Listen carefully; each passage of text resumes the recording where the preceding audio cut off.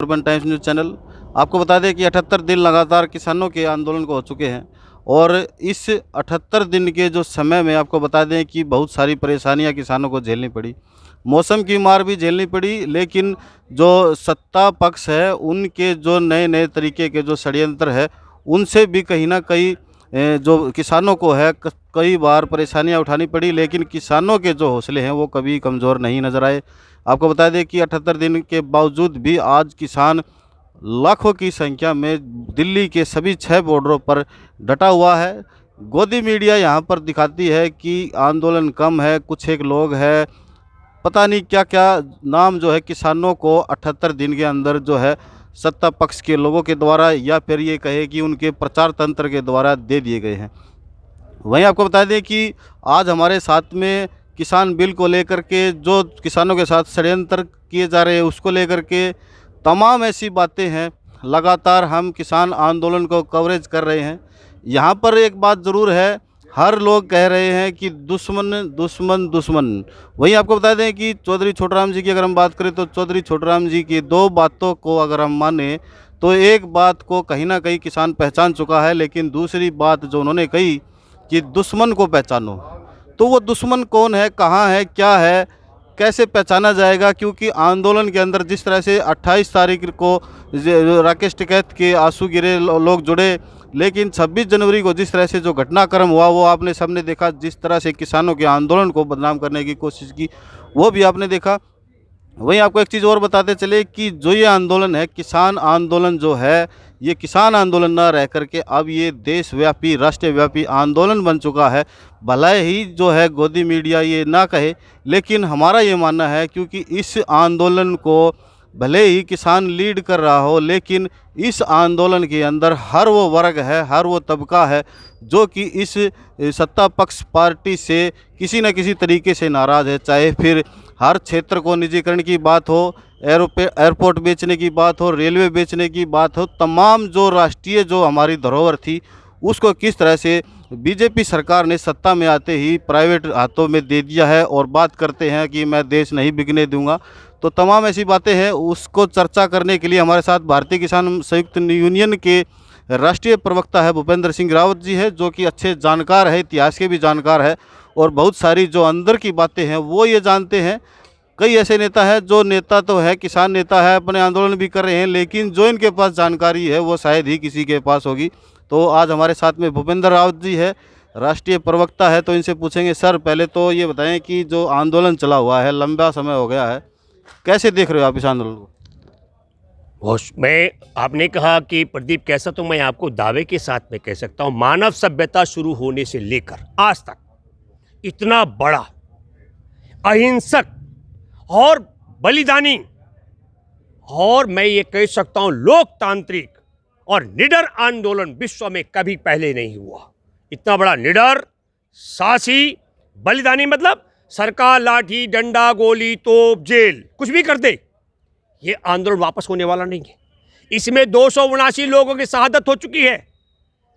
यहां से लाशें वापस जा रही हैं, किसान की जिंदा वापस नहीं जा रहे। ये दूसरी बात कह रहा हूं। तीसरी बात, हमारे किसान आंदोलन को 78 दिन नहीं हुए, जुलाई से हमारे किसान सड़कों पर हैं, 8 महीने हो गए।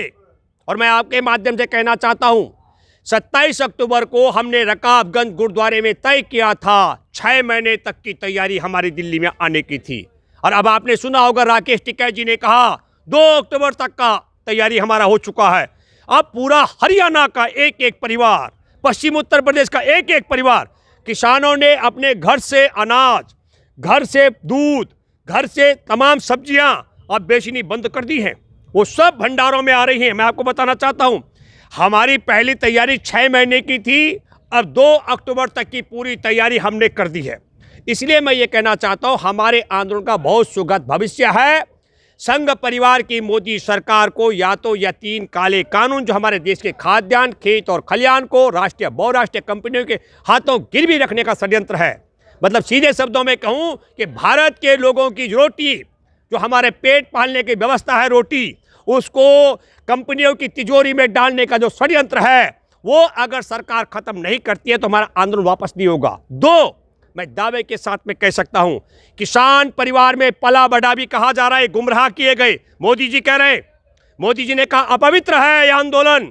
तो मोदी जी, आपके ही पार्टी की सरकार ने राज्य में मेघालय में राज्यपाल सत्यपाल मलिक, किसान के घर में पैदा हुआ किसान का बेटा, वो बोल चुके हैं किसानों का अपमान करना बंद करो और जो किसानों की मांग है उसे पूरा करो। तो मैं ये कहना चाहता हूं कि सत्यपाल मलिक को किसने गुमराह किया? मोदी जी, हम आपसे जानना चाहते हैं, किसने गुमराह किया? आपकी सरकार में थी, बादल का पूरा परिवार आपके खिलाफ हो गया, किसने सरकार बात की? आपकी ही पार्टी में थे सांसद हनुमान बेनीवाल, वो बाहर चले गए।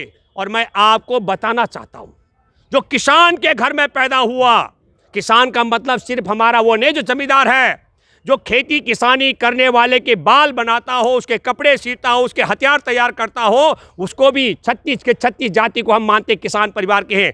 तो जो किसान परिवारों में पैदा हुआ वो देश के अन्नदाताओं के साथ और 3 काले कानून के खिलाफ है। और जो कंपनियों के, अंग्रेजों के मुखबिरी करने वालों के, जो मुखबिरों के घर में पैदा हुआ, वो देश में खाद्यान्न, खेत खलियान को कंपनियों के हवाले गिरवी रखने वाले 3 काले कानून के साथ है। तो देश में तय करना पड़ेगा आपको कि देशवासी वो कौन है जो अंग्रेजों की मुखबिरों की औलाद हैं। साफ साफ है वो काले कानून के साथ है। और जो किसान की संतान है वो राज्यपाल की कुर्सी पर बैठे हुए सत्यपाल मलिक जैसे भी योद्धा किसानों के साथ है। बात ये बताएं रावत जी, जिस तरह से ये कहा जा रहा है कि ये कुछ मुट्ठी भर किसान है, अब तो एक आपको नया नाम और दे दिया गया है आंदोलनजीवी।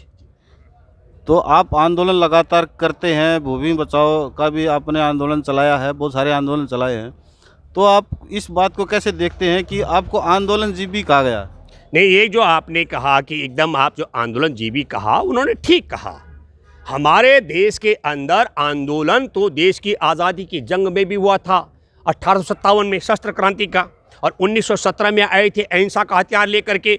बापू महात्मा गांधी की बात कर रहा हूँ। हमारे देश में क्रांतिकारी शहीद आजम भगत सिंह, अशफाक उल्लाह खां, चंद्रशेखर आज़ाद, नेताजी सुभाष चंद्र बोस, हमारे देश में संविधान के निर्माता बाबा साहेब भीमराव अंबेडकर, जिन्होंने एक बात बड़ी जोर से कही थी। क्या कहा था? उन्होंने कहा कि इस धर्म में, किस जाति में पैदा होना ये मेरे हाथ में नहीं है, लेकिन मैं किस धर्म जाति से मरूंगा, देह त्याग करूंगा, ये मेरे हाथ में। उन्होंने उस धर्म का त्याग कर दिया जहां इंसान से इंसान में भेद किया जाता है। मैं ये बात इसलिए भी कहना चाहता हूं, एक बात आप सब देशवासी सुनिए, पूरे ब्रह्मांड में इंसान का जीवन चक्र सिर्फ पृथ्वी पर है, बाकी ग्रह में ढूंढा जा रहा है। और पृथ्वी पर इसलिए है, यहाँ पानी का एक जल चक्र है। पानी या तो हिमालय में, आपने देखा होगा चमोली में नंदा देवी ग्लेशियर फट गया।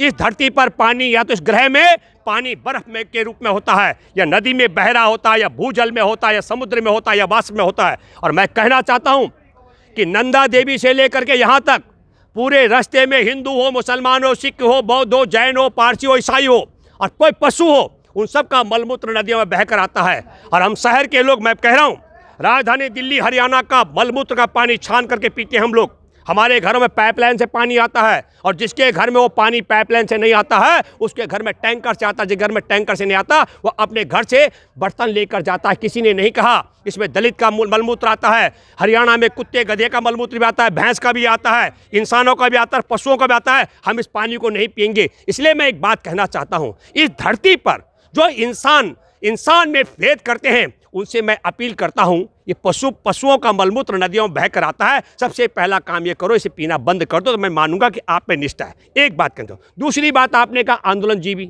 आंदोलन करने वालों की बात, हम सब आंदोलनकारियों का सम्मान करते हैं। 1857 से लेकर के और आज हमारे किसान आंदोलन का हम सम्मान करते हैं। और आंदोलनकारियों के खिलाफ कौन लोग हैं? जो आज़ादी की जंग के आंदोलनकारियों के खिलाफ और गोरों की मुखबिरी करने वाले थे, उनको तो आंदोलन करने वाले लोग आंदोलनजीवी ही दिखेंगे। तो मैं आपको क्या कहूं मोदी जी, मुखबिरजीवी, मुखबिरों की औलाद और मुखबिरों की वारिस और मुखबिरी करने वालों का गिरोह, झूठ फैलाने वाले गिरोह, नफरत फैलाने वाले गिरोह। मैं साफ कहना चाहता हूं, इस सोच को आपको समझना पड़ेगा। रामायण की रचना करने वाले महर्षि वाल्मीकि को डकैत बताने वाली सोच थी, वही सोच महाभारत काल में एकलव्य का अंगूठा कटवाने वाली थी। और वही सोच दलितों की महिलाओं के स्तन ढकने पर टैक्स लगाने वाली थी, और वही सोच आज हमारे किसानों को खालिस्तानी बताने वाली है। और वही सोच है जिसने हरियाणा में जब आंदोलन चल रहा था, जाट आरक्षण आंदोलन, तो जाटों को बलात्कारी बताने वाले, आज किसान आंदोलन को खालिस्तानी बताने वाले, वो एक ही सोच है। ये बात भी आपको मैं बताना चाहता हूं। और वही सोच है जब पूरा देश का किसान, मजदूर, आदिवासी, दलित, मछुआरे, भूमिहीन देश की आज़ादी के जंग में थे, तो जो कंपनी सरकार के संग में थे मुखबिरी करने वाले, मैं एक बात कहना चाहता हूं, इनका एक है, उसको क्या बोलते हैं, बड़ा अजीब सा नाम है, चलिए मैं नहीं, गोलवरकर जी की बात तो दूसरी है। गोलवरकर ने तो जो कहा था उस सिद्धांत पर मैं आता हूँ, वो अलग मामला है। पर एक और थे, उनको क्या बोलते हैं, वो जो माफी वीर सावरकर। मैं आपको बताना चाहता हूँ आपके माध्यम से, जिसको ये वीर सावरकर कहते हैं, शहीद आजम भगत सिंह के अहम सहयोगी यशपाल जी ने किताब लिखी है। हमारे देश के चंद्रशेखर आजाद उसको हरामखोर बोलते थे, और वो इसलिए बोलते थे, हमारे देश के क्रांतिकारियों को ये सावरकर उस समय भाड़े का हत्यारा मानता था। और मैं इसलिए कहना चाहता हूं, हमने जब ये बात कही पब्लिक डोमेन में, तो एक आरएसएस के चिंतक जो अभी राज्यसभा का सदस्य हैं, राकेश सिन्हा, उन्होंने मेरे से ट्विटर में पूछा आपके पास क्या सबूत है। मैंने तत्काल वो पेज भेज दिया जो शहीद आजम भगत सिंह के अहम सहयोगी ने लिखा था। तो मैं ये बात कहना चाह रहा हूँ, जो देश की आज़ादी के जंग में कंपनी सरकार के संग में थे, वो देश की आज़ादी के 70 साल बाद कंपनियों के संग में 2 गुजराती हमारा देश बेच रहे हैं और 2 गुजराती कंपनियां देश खरीद रही हैं। ये देश जानता है। तो अब जो कंपनियों के संग में है, उनको देश बचाने वाले तो आंदोलन जीवी दिखेंगे। पर हमें कोई फर्क नहीं पड़ता मोदी जी, आप हमको आंदोलन जीवी कहें, पर हम आपको बताते हैं आप परजीवी रहे हैं। आपने 40 साल भीख मांगी, और भीख मांगने वाला भिखारी परजीवी होता है, दूसरे पर निर्भर होता है। अगर भीख नहीं मिलती तो 40 साल तक भिखारी जिंदा नहीं रह सकता था बिना खाए पिए। तो आप समझ लीजिएगा, परजीवी वो होता है जो दूसरे पर निर्भर रहता है। और नरेंद्र मोदी बार बार कह चुके हैं कि मैं परजीवी रहा हूं। क्यों? दूसरे से भीख मांगकर पेट पाला है। ये मोदी जी का इतिहास है, मेरा नहीं। तो हमारे देश में किसान आंदोलन हमारे देश को पालता है। मोदी, ये बात समझ लो। 100% लोगों के लिए खाद्यान्न, 70% उद्योगों के लिए कच्चा माल, 85% व्यावसायिक गतिविधि जो मैंने पहन रखा है किसानों का है, किसान की उपज से बना है। तो खेती किसानी की उपज से बना सामान और उपज मिलाकर 85% व्यावसायिक गतिविधियां, और माल ढोने के लिए सड़क से लेकर रेल तक और वायु से लेकर के और जल तक जो ट्रांसपोर्ट व्यवस्था माल ढोने की, 65% ट्रांसपोर्ट सिस्टम भी सिर्फ हमारे खेती किसानी के उपज को ढोता है। मोदी जी, आपको मैं कहना चाहता हूं, और आपके माध्यम देशवासियों आपसे भी कहना चाहता हूं, हमारे देश का अगर कृषि बंद हो जाए, खेती किसानी, तो 100% लोग भूखे मरेंगे। अनाज खरीदने के लिए विदेश से हमारा विदेशी मुद्रा भंडार खाली हो जाएगा, और हमारे देश के 70% उद्योगों पर ताले लग जाएंगे, 85% व्यावसायिक गतिविधियां खत्म हो जाएंगी, और 65% ट्रांसपोर्ट सिस्टम जल से लेकर वायु तक और सड़क से लेकर रेल तक चौपट हो जाएगा। इतनी बात मैं कहना चाहता हूं, हमारे देश में यदि अन्न पैदा नहीं होगा। और मैं एक बात कहना चाहता हूं, सुप्रीम कोर्ट की कमेटी बनी, पश्चिम बंगाल में 300 पेड़ काटे जाने हैं। एक एक पेड़ की कमेटी ने कहा प्रति वर्ष 45,000 रुपए का ऑक्सीजन देता है एक पेड़, और 20,000 रुपए का देता है खाद खुराक। आप समझ लो, 74,500 रुपए कीमत मानी गई एक पेड़ की। मैं प्रदीप आपके माध्यम से एक बात कहना चाहता हूं, हमारे देश का किसान 70% उद्योगों को माल देता है, 85% व्यावसायिक गतिविधियां चलती हैं, 65% माल ट्रांसपोर्ट सिस्टम होता है, 100% को खाद्यान्न देता है। तो इसका हर साल का योगदान होना चाहिए। अरे सिर्फ हम तो कहते हैं हमारा किसान तो बहुत भोला है, वो कहता है मेरे धान की कीमत मुझे 20 रुपए दे दे, मेरे गेहूं की कीमत 20 रुपए दे दे। मतलब किसान तो इतना भोला है। अरे मैं मानता हूं, मैं सुप्रीम कोर्ट में बैठे जजों आपसे अपील करता हूं, जिस तरीके से आपने पेड़ की लाइफ लगाई कि हर साल 45,000 रुपए उसकी कीमत बढ़नी चाहिए, 300 पेड़ काटने के लिए 20,000 करोड़ रुपए रेलवे को जमा कराने पश्चिम बंगाल में, 300 पेड़ काटने के लिए। तो मैं आपके माध्यम से एक बात कहना चाहता हूं, सुप्रीम कोर्ट में बैठे ईमानदार जज अगर आज कमेटी बनाए, मैं भूपेंद्र रावत भारतीय किसान मजदूर संयुक्त यूनियन के प्रवक्ता के हैसियत से दावे के साथ कह रहा हूं, जो मैंने आंकड़े दिए कम हो सकते हैं, तो फिर मेरे किसानों का योगदान बताइए। अगर 1 साल में अन्न नहीं पैदा करेंगे तो देश में सब खत्म हो जाएगा। तब पता नहीं 40 साल तक भीख मांगने वाला भिखारी कंपनियों की मुनीमगिरी करके क्या बेच पाएगा। हमें सोचना पड़ेगा। तब तड़ी पार रह चुका शख्स जो हमारे किसान आंदोलन को बदनाम कराने के लिए अपने चहेते दीप सिद्धू को क्या लाल किले का जो दरवाजा हाथी नहीं खोल सकता वहां घुसा करके और निशान साहब का झंडा फहरवा दिए, तो आप समझ लो तब ये लोग क्या करेंगे, सोचना पड़ेगा। ये बताएं सर, जिस तरह से जो आंदोलन है काफ़ी लंबा चल पड़ा है और प्रधानमंत्री जी ने आप इस बात को आंदोलनजीवी को अपने ऊपर ले जा रहे हैं। मेरा ये मानना है कि जिस तरह से जो उन्होंने कहा कि कुछ लोग ऐसे हैं जो आंदोलनजीवी होते हैं, कुछ लोग पर्दे के पीछे से काम कर रहे होते हैं, और जिस तरह से अब जो ये किसान आंदोलन है ये अपने चरम पर है और इस किसान आंदोलन को आम जनता का जो है समर्थन मिल रहा है। आम जो लोग हैं उससे अलावा जितने भी जो सामाजिक संगठन है और भी ऐसे सामाजिक संगठन है, सभी लोग ज़मीनी स्तर पर किसानों का समर्थन कर रहे हैं। क्या उनको तो इशारा नहीं कर रहे हैं आंदोलनजीवी कहकर प्रधानमंत्री? देखिए, पहली बात तो मैं कहना चाहता हूँ कि इसकी बजाय प्रदीप आपको प्रधानमंत्री ने कहा मेरी बात पर यकीन करो और आंदोलन खत्म कर दो। पहली बात यह है कि कैसे यकीन करेगा हमारे भारत का नागरिक? इसी प्रधानमंत्री मोदी ने कहा था सबको 15-15 लाख रुपए दूंगा मैं, मिला हो किसी को तो बता दो। प्रधानमंत्री ने कहा कि मैं 2-2 करोड़ लोगों को प्रतिवर्ष रोजगार दूंगा। 14 करोड़ लोगों की रोजी रोटी छीन चुका है कोरोना के नाम पर। इस आदमी ने कहा मैं किसानों को लाभकारी मूल्य दूंगा। हम कह रहे हैं कि न्यूनतम समर्थन, मोदी कह रहे हैं मैं हूं आप मान जाओ, एमएसपी है। अरे हमने कहा गारंटी दे दो, गारंटी नहीं देंगे।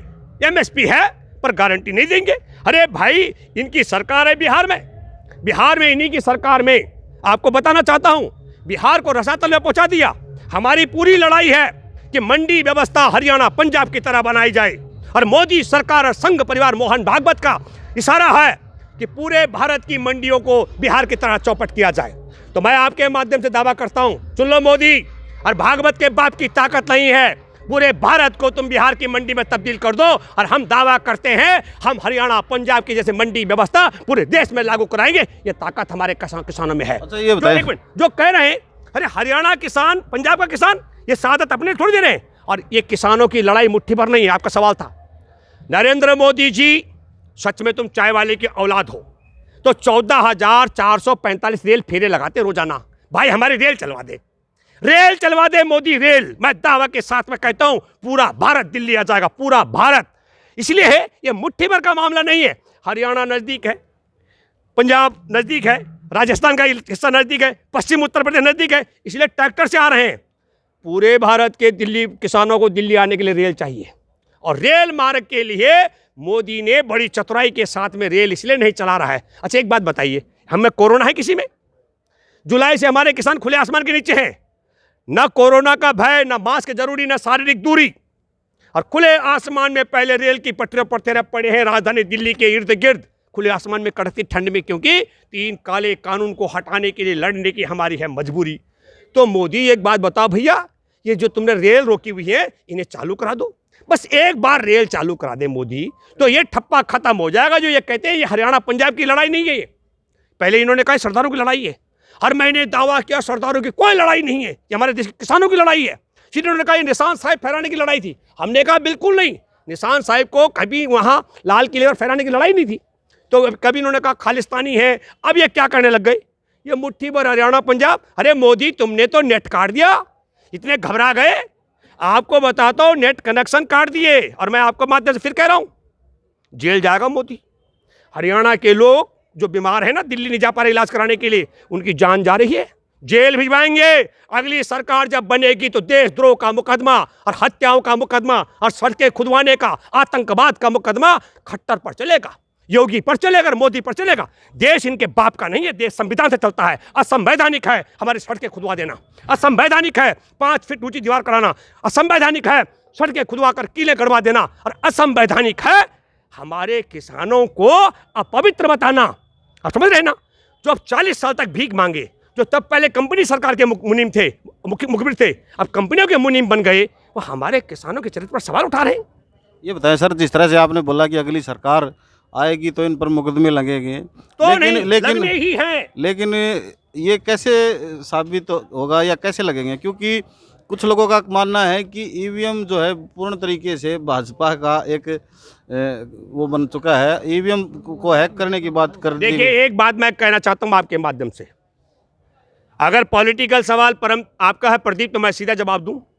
हमारे देश में 2 किस्म की लड़ाई है, एक बड़ी लड़ाई हमारे देश में है अपनी रोजी रोटी व्यवस्था को बचाने की, और एक दूसरी बड़ी लड़ाई है वो है धार्मिक आधार पर समानता का अधिकार की लड़ाई।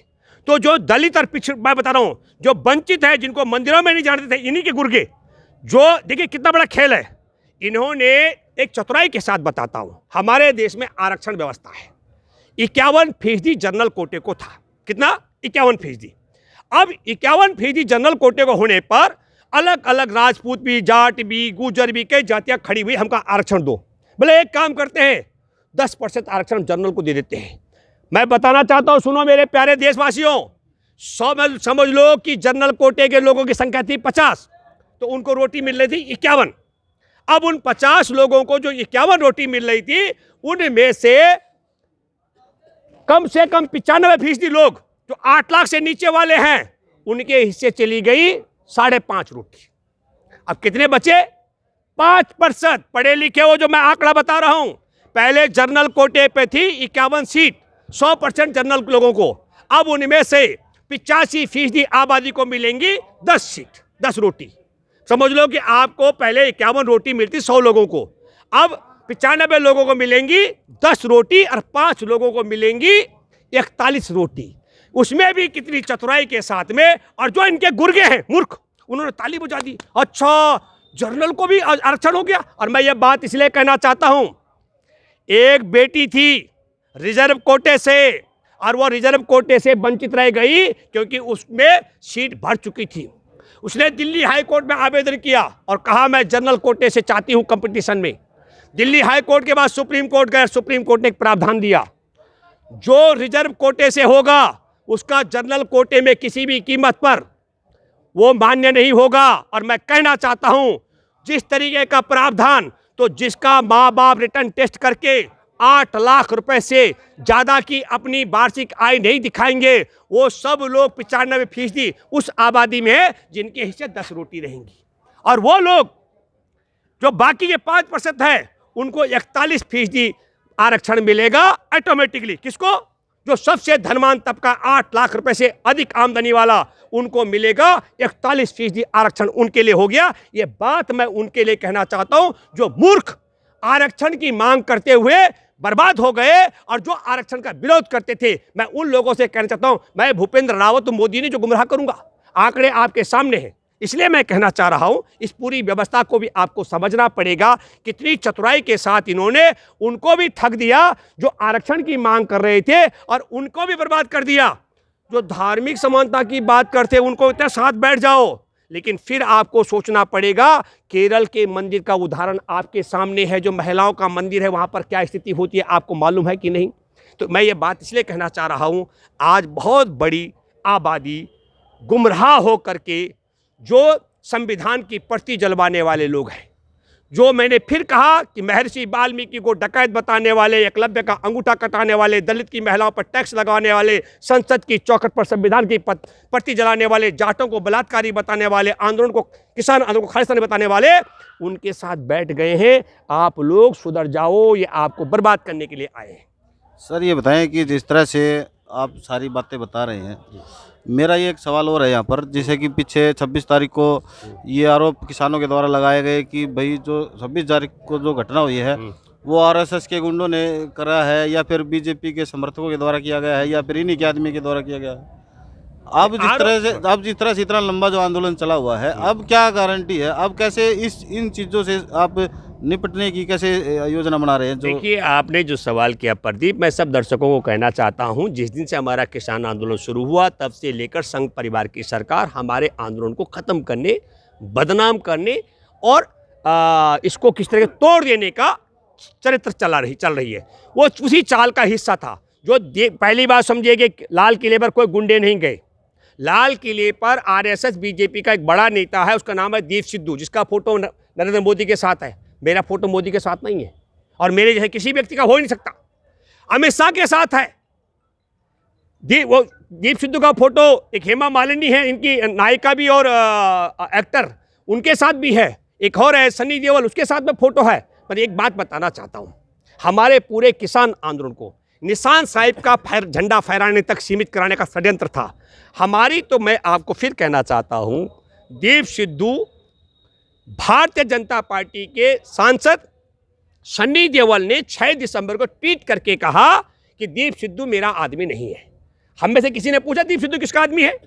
नहीं पूछा हमने। तो वो क्यों बताया? क्योंकि तब तक मोहन भागवत के गुर्गे उसको हमारे आंदोलन में फिट करके और निशान साहिब का झंडा फहराने तक कन्वर्ट कर चुके थे। तो पहली बात मैं कहना चाहता हूं कि दीप सिद्धू और लखा, ये 2 लोग इनके बहुत नज़दीकी लोगों में से हैं। हमारे जो भारत के भर के किसान दिल्ली आए हुए थे, उनको मालूम नहीं था कहाँ जाना है। जिधर ट्रैक्टर की भीड़ चल रही थी उधर हमारे किसान गए। मैं लाल किले में था रात को 8 बजे से 9:30 बजे तक।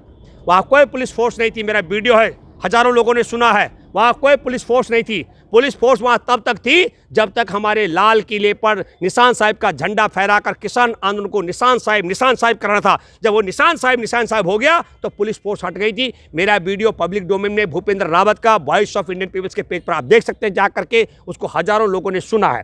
और मैं ये बात इसलिए कहना चाह रहा हूँ, वहाँ पर टिकरी बॉर्डर से और सिंगोपुर बॉर्डर से जो लोग ट्रैक्टर आ रहे थे, युवा फोटो खिंचवा रहे थे अपनी।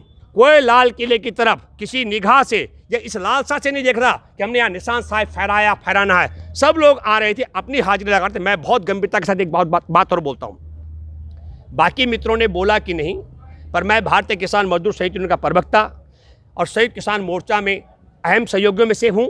मैं गंभीरता से एक बात कहता हूँ, हमने दावा किया बार बार कि राजधानी दिल्ली में एक तरफ सैनिकों की ट्रैक्टर परेड निकलेगी और एक तरफ निकलेगा हमारे किसानों का एक तरफ सैनिकों की टैंक परेड निकलेगी और एक तरफ हमारे किसानों का ट्रैक्टर परेड निकलेगा। ये बात हमने पूरे देश के युवाओं के मन मस्तिष्क में बिठा दी थी और उसका फायदा उठाया आरएसएस, बीजेपी के अहम सहयोगी, जो इसकी गणना मैं कहता हूँ, इसकी पटकथा भी अगर किसी ने लिखी हो तो उसमें तड़ी पार रह चुके Amit Shah one of the member हो सकते हैं, और दूसरे मोहन भागवत।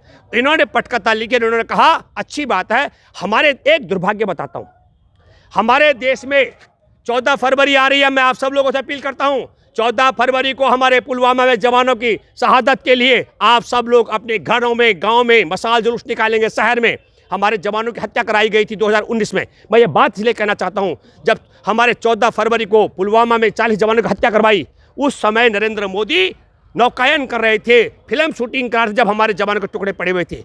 एक तो उन जवानों की शहादत के लिए मैं दूसरी बात करना चाहता हूँ, जब पुलवामा में हमला हुआ, अटैक में जवान मारे गए, तो हमने एयर स्ट्राइक करना था। ये जानकारी 5 लोगों को थी, भारत के प्रधानमंत्री को, भारत के गृह मंत्री को, भारत के रक्षा मंत्री को, भारत के वायुसेना प्रमुख को और एनएसए प्रमुख को।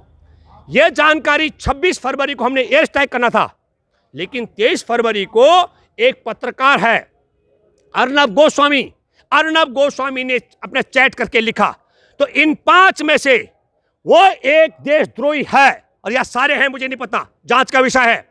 राजनाथ सिंह गृह मंत्री थे, निर्मला सीतारमण रक्षा मंत्री, मोदी प्रधानमंत्री, एनएसए प्रमुख अजीत डोभाल और वायुसेना प्रमुख बीएस धनोआ, ये 5 देशद्रोहियों ने यह जानकारी अर्नब गोस्वामी को दी, या किसी एक ने, हमको जानकारी नहीं थी। 26 फरवरी को एयर स्ट्राइक हुई,